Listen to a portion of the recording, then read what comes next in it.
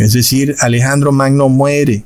Y en su lugar salieron otros 4 cuernos notables, que son los 4 generales, y que se repartieron la tierra hacia los 4 vientos del cielo, es decir, hacia los 4 puntos cardinales de la tierra. Entonces ahí está, hermanos, ese cuerno que se engrandece sobremanera es Alejandro Magno, y sus 4 generales eran Ptolomeo, Lisímaco, Casandro y Seleuco. Y el imperio griego se dividió en 4 partes. Pero cuando miramos la estatua del rey Nabucodonosor, solo vemos 2 muslos. Es decir, si uno fuera a seguir la misma lógica torcida del pastor Armando Alducín, quien dice que las 2 piernas de hierro de la estatua simbolizan la división del imperio romano en imperio de Oriente e imperio de Occidente, entonces la misma lógica tendríamos que usarla para la parte de bronce que tiene que ver con el imperio griego. De acuerdo con eso, si el imperio griego se dividió en 4 partes, la estatua en la parte de bronce debería tener 4 muslos. ¡Plof! Hermanos, otra cosa curiosa es que cuando vemos en internet la estatua del rey Nabucodonosor, buscamos ahí en Google, ¿verdad? Y vemos que nos salen ciertos dibujos, pero la mayoría nos muestran solamente la cadera de la estatua de bronce. Y generalmente los muslos y las piernas son dibujados todos de hierro. Pero nosotros estamos viendo lo que dice la profecía, que no solo las caderas son de bronce, sino que los muslos también son de bronce. Entonces es curioso, ¿verdad? Porque se nos quiere hacer creer que cuando la imagen pasa de las caderas a los muslos y las piernas, es como si se diera una división, y entonces eso representa la división del imperio romano. Pero vemos que Dios desvirtuó esa lógica torcida del ser humano bastante fácil, poniendo las caderas y los muslos de bronce. Es decir, los muslos también son de bronce, aunque casi todas las imágenes de esta estatua que vemos en Google tienen los muslos de hierro. Y nosotros sabemos que no es coincidencia. Pero ahora nosotros vemos la importancia de esto, porque vemos que no podemos hacer esa asociación de que nada más porque son 2 piernas entonces el imperio se divide en 2. Pues no, el imperio griego se dividió en 4 y aún son 2 muslos. ¿Lo vemos, hermanos?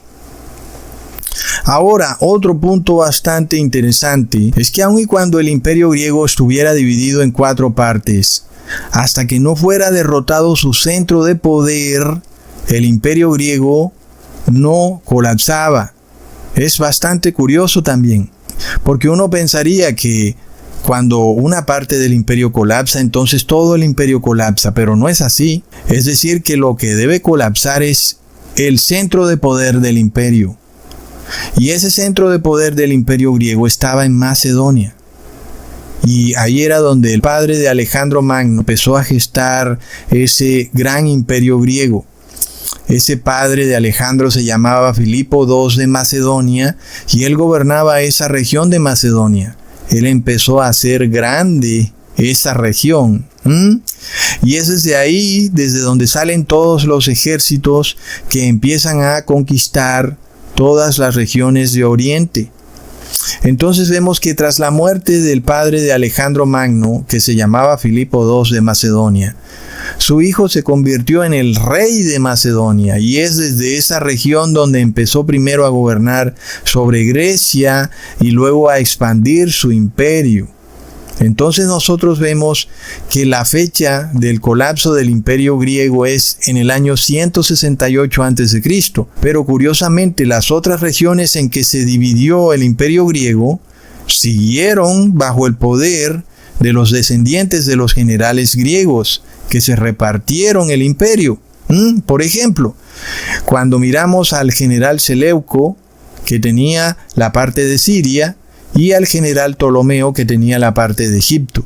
Ellos, es decir, sus descendientes, siguieron controlando esas regiones aún después de colapsado el imperio. ¿Lo vemos, hermanos? Entonces resulta, por ejemplo, que la parte que controlaba el general Seleuco vino a ser derrotada por el Imperio Romano hasta el año 63 a.C. y el Imperio griego ya había caído en el año 168 a.C.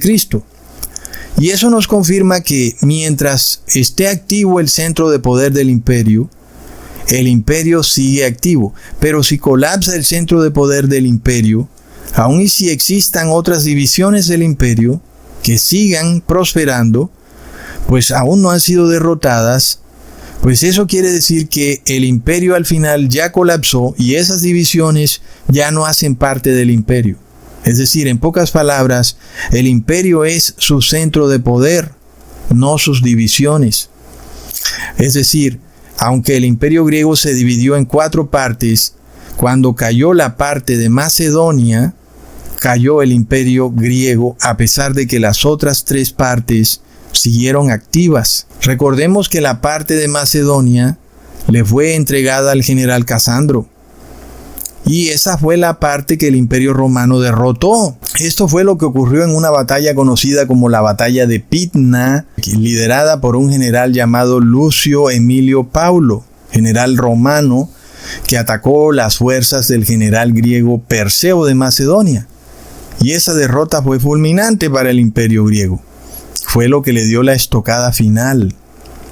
Entonces, al momento de que se perdiera esa batalla, Macedonia pasó a ser parte del Imperio Romano. Se convirtió en una provincia del Imperio Romano. ¿Lo vemos? Entonces la parte de bronce de la estatua del rey Nabucodonosor se agota, no cuando se extinguen todas las regiones del Imperio griego, sino cuando cae el centro de poder del Imperio griego, que ocurrió en el año 168 a.C.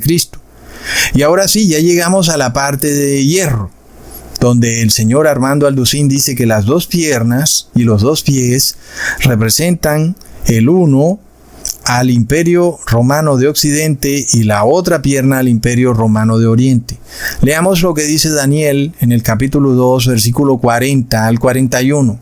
Y el 4 reino será fuerte como hierro, y como el hierro desmenuza y rompe todas las cosas, desmenuzará y quebrantará todo, y lo que viste de los pies y los dedos, en parte de barro cocido de alfarero, y en parte de hierro, será un reino dividido, mas habrá en él algo de la fuerza del hierro, así como viste hierro mezclado con barro cocido. Entonces, este es el reino final. Con este reino el mundo llega a su fin y se nos habla indudablemente del Imperio Romano. Porque recordemos que fue el general Pompeyo quien terminó conquistando el último bastión del Imperio griego, que era Siria. Es decir, es innegable que este 4º imperio que desmenuza toda la tierra es el Imperio Romano, ¿ok? Entonces notemos que la parte del cuerpo de la estatua que corresponde al Imperio Romano es de las rodillas para abajo, incluyendo los pies y los dedos. Sin embargo, vemos que curiosamente también pasa que el Imperio Romano se divide en 2, así como hay 2 piernas y 2 pies. Y entonces uno pudiera pensar tal vez que una pierna corresponde al Imperio Romano de Occidente y la otra pierna al Imperio Romano de Oriente, pero es un error.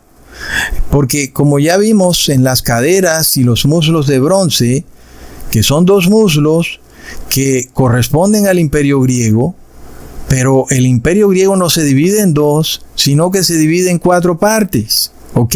Pero además de todo, como ya hemos visto, lo que corresponde al imperio y al metal en sí es el centro de poder. Es decir, la cabeza de oro corresponde al centro de poder del imperio babilónico, que era la ciudad de Babilonia.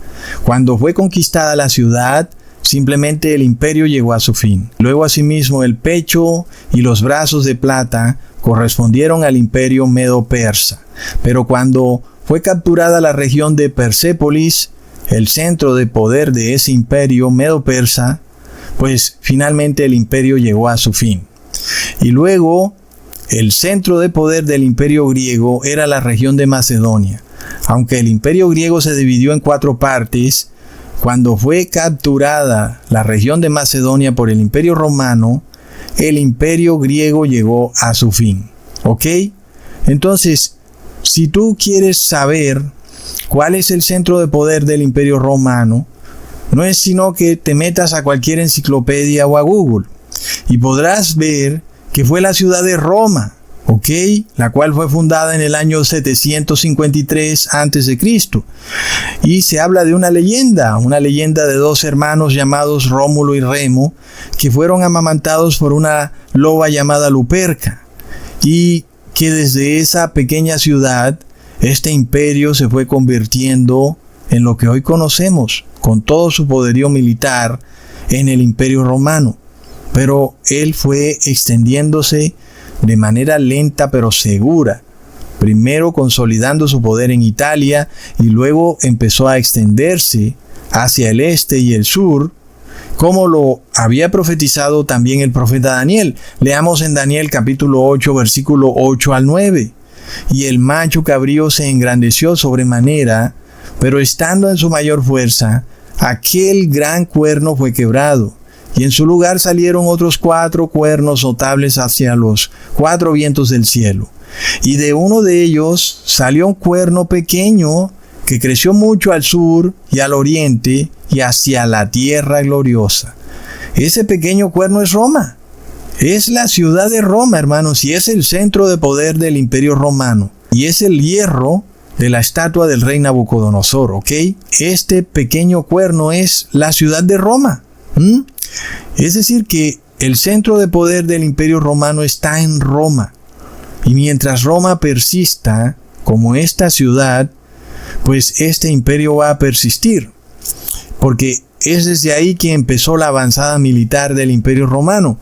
Nosotros ya sabemos que Roma empezó a crecer hacia el este, que es el oriente al que se refiere el profeta Daniel, y lo que hace es conquistar de primero la región de Macedonia del imperio griego.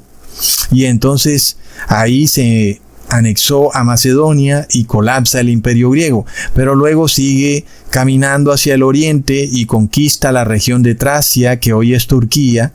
Luego conquista Siria, que fue en el año 64 a.C., y le pone fin a la zona dominada por los descendientes del general Seleuco. Luego conquista la tierra gloriosa, que es Jerusalén, lo cual ocurrió en el año 63 a.C. Y esto es lo que hizo Roma en el este, que es el mismo oriente. Luego dice la profecía que el pequeño cuerno crece mucho hacia el sur, y el sur es la región de Egipto. Y esto ocurre cuando el imperio romano conquista Egipto, que era la región que dominaban los descendientes del general Ptolomeo. En este caso, la última descendiente de esa dinastía tolemaica era Cleopatra. Y finalmente, cuando ella muere, pues desapareció ese poder que existía en Egipto, y Egipto es anexado como una provincia del imperio romano. Y ahora el imperio romano se configura como este imperio que nadie puede hacerle frente. Luego se divide en 2 partes, el imperio romano de Occidente e imperio romano de Oriente. Pero vemos que la parte del hierro de la estatua del rey Nabucodonosor es donde está el centro de poder del imperio. Y ya probamos que es la ciudad